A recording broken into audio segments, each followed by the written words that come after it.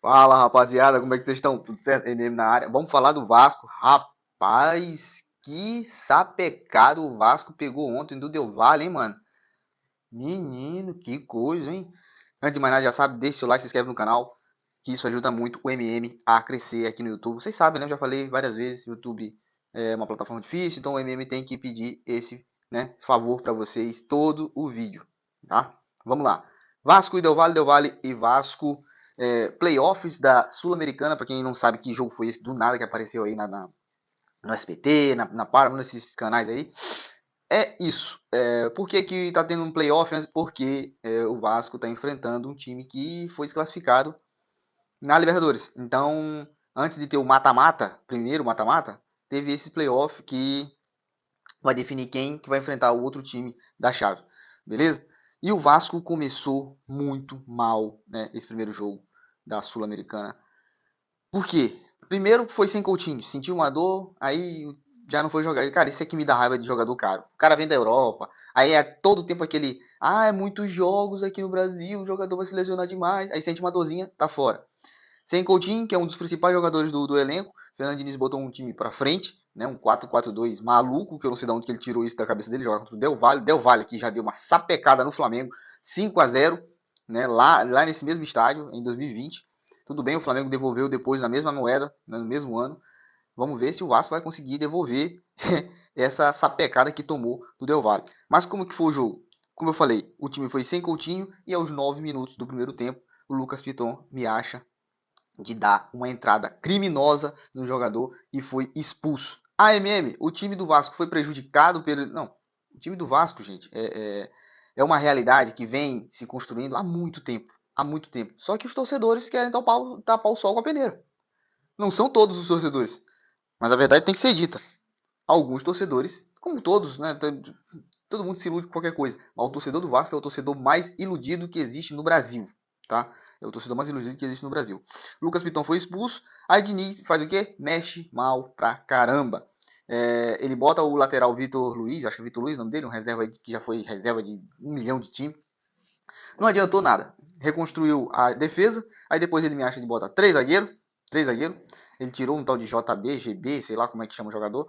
E deixa o Veguete. Para mim, esse foi o principal erro do Fernando Diniz. Por quê? Aí mesmo o Verratti, qualquer bola na área, ele vai. Sim, beleza, ok. Qualquer bola na área, o Verratti é uma arma muito forte pro Vasco. Só que, quem cruza as bolas na área é o Lucas Piton. E o Lucas Piton foi expulso.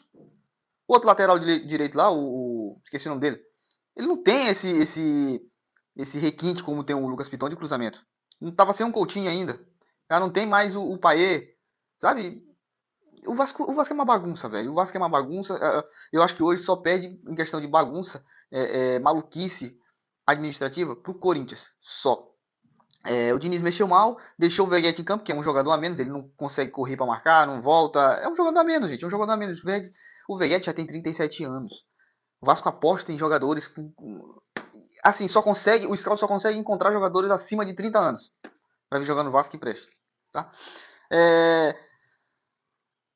o Veguete ficou em campo e o Vasco levou um gol. O lucro do Vasco no primeiro tempo foi ter levado apenas um gol. Por quê? Tem um dos melhores goleiros do país na sua meta defensiva, que é o Léo Jardim, que recentemente renovou com o Vasco. E eu até hoje não entendi o que o Léo Jardim quer no Vasco. Sinceramente. Ou a pedida dele estava sendo muito alta para outros times, né? Eu olhava ele com muito bons olhos, ele indo para um Bahia. Sabe? O Bahia tem um futuro imenso pela frente para disputar grandes competições aí, vem se fortalecendo todo ano. Tem uma boa gestão administrativa agora com o Grupo City. Não entendi, não sei se o Bahia não fez proposta, disse que teve interesse, não sei o que aconteceu. Mas o trunfo do Vasco foi ter ficado com o Léo Jardim, que salvou no primeiro tempo, né? Fez defesas monumentais. Só que, né? No segundo tempo o negócio foi diferente. Logo de cara, surgiu logo dois gols relâmpagos do time do Del Valle. De 1-0 foi para 2-0. Foi uma coisa assim assustadora. Tem até um print na internet que tá rolando aí. Um gol saiu aos 48 e o terceiro saiu aos 50. Tipo assim, um apagão da defesa do Vasco. E não tem como culpar o Léo Jardim, gente. Não tem como culpar o Léo Jardim. Vamos ser bem sinceros aqui, tá? Eu sou o torcedor rival do Vasco, mas eu gosto de fazer minhas análises de jogos que eu assisto do Vasco, sendo bem sincero, analisar os pontos fortes e fracos do time o Gigante da Colina, né? E o Léo Jardim Tá muito, muito, muito longe de ser culpado disso tudo que aconteceu. É o Piton? Também, mas não é só o Piton. O Diniz também tem uma certa culpa nisso. Estão culpando muito o presidente Pedrinho, porque Pedrinho ele é aquele cara que ele é falastrão. Ele tá ali na televisão, ele já foi comentarista, ele tem uma visão de fora, ele pensa, pô, se o Vasco fizer isso, se o Vasco fizer aquilo, se o Vasco fizer isso, dá um jeito, não sei o quê. Ele falava na Globo, aí quando saiu da Globo para ser presidente do Vasco, que foi eleito democraticamente, conseguiu alguns feitos, né, com a 777, trouxe alguns jogadores, mas o time não consegue, sabe? O Vasco melhorou um pouquinho, fez um jogo bom contra o São Paulo recente, né, antes da Copa do Mundo, mas já voltou perdendo pro Botafogo e hoje pegou essa sapecada, vem pegando essa sapecada que até esse momento era 3-0, né, com os dois gols relâmpagos que eu falei, e logo depois em seguida pega o quarto gol e assim degringolou tudo do Vasco. Tudo. A zaga, ele botou meu xará Maurício Lemos, que ele é meu xará de fato, meu nome é Maurício Lemos Macedo, o nome dele é Maurício Lemos. Só que eu sou muito mais, né? Eu sou melhor de bola que esse cara. Pô, não tem nem como. É sacanagem. O Vasco pegou o quarto gol, né? A zaga muito mal com o João Vitor e o Maurício Lemos. E eu vou contar aqui pra vocês. Poderia ter sido muito mais. Muito mais. Se não fosse Léo Jardim, se não fosse os impedimentos que aconteceu dentro da partida. O quinto gol do Del Valle, o impedimento foi milimétrico. Milimétrico ali, a cor da chuteira branca do cara se destacou tanto que ela conseguiu expandir os limites do multiverso. E deixou o jogador do time lá do Equador em impedimento. Aí, logo depois do lance, teve um pênalti que, para mim, na minha opinião, não aconteceu, mas o Vasco, o juiz deu, nem foi no VAR, né? E mais uma vez o Léo Jardim mostrando o porquê que o Vasco acertou em ter renovado com ele, né? Foi uma luta muito demorada, mas foi um acerto muito grande. Aquele jogadorzinho Mequetrefe, eu falo Mequetrefe em questão jogador de futebol, né? Não sei se ele é uma pessoa boa, se é ruim. Um tal de Casares, que já jogou em um monte de time brasileiro, né? Corinthians, Santos, um monte. Já teve um monte de jogador de time brasileiro, não foi para frente aqui. Foi lá para a cobrança e perdeu. Né? O Léo Jardim teve muito mais mérito, ele bateu forte a cobrança, mas perdeu o pênalti. Poderia ter sido 6, poderia ter sido 7, mas o Léo Jardim evitou uma humilhação ainda maior. É o jogo da ida, tem o jogo da volta. Agora os torcedores querem que o time do Vasco jogue com o time reserva, porque não tem mais jeito. É muito difícil o Vasco reverter essa situação. Não digo impossível, porque futebol é uma parada assim que já surpreendeu a gente em muitas coisas.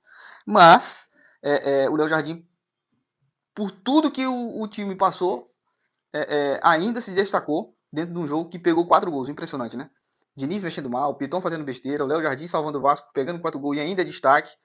E a zaga do Vasco é uma mãe, né? Deixa todo mundo chegar, entrar. O rebote era tudo do Del Valle, mano. Tudo do Del Valle. Tudo do Del Valle. O Vasco consegue, às vezes, dar uma mini decolada, consegue fazer um jogo legal, aí desce, depois dá uma recuperada de novo, aí ilude o torcedor.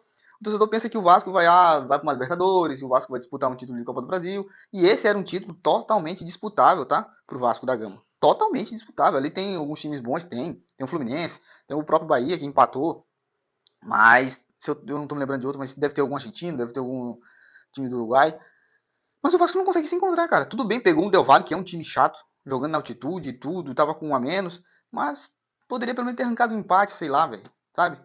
Mas não deu. E se a gente for falar de estatística, o negócio fica horroroso, mano. Fica uma coisa assim tenebrosa. Porque o Del Valle simplesmente amassou o Vasco em todos os quesitos. Mais uma vez, eu sei que estava com um a mais, mas amassou em questão de posse de bola, troca de passe, finalização. Se eu não me engano, teve 13 finalizações no gol. 13. No gol.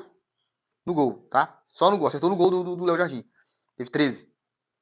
E o Vasco, totalmente passivo, não teve o que fazer. Se você acha que o Vasco tem condições de ver esse jogo, comenta aqui embaixo. Mas eu acho muito difícil. Essa foi a minha análise do jogo do Vasco com o Del Valle.